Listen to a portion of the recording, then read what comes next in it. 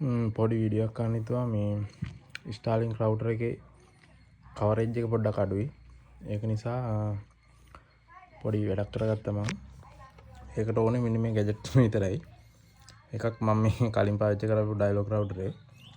මේක Wi-Fi extend එකක්. ඒකට මම කරේ සාමාන්‍යයෙන් Starlink එකේ range එකට වඩා dialog range එක වැඩි අල්ලනවා.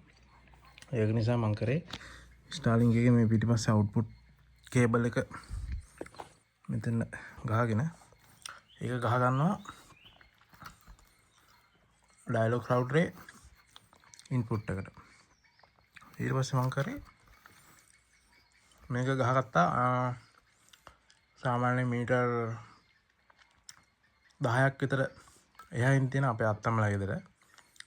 ඊට පස්සේ මම දැන් එහෙට ගියාමත් මීටර් 20ක් දුරට වගේ Wi-Fi අහු වෙනවා. පොඩි ට්‍රික්ස් එකක් තියෙන්නේ.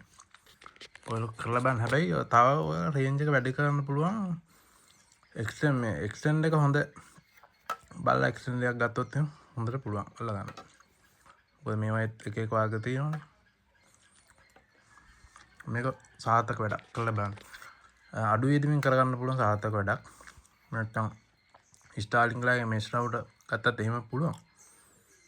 මේක ලාභම වැඩක්.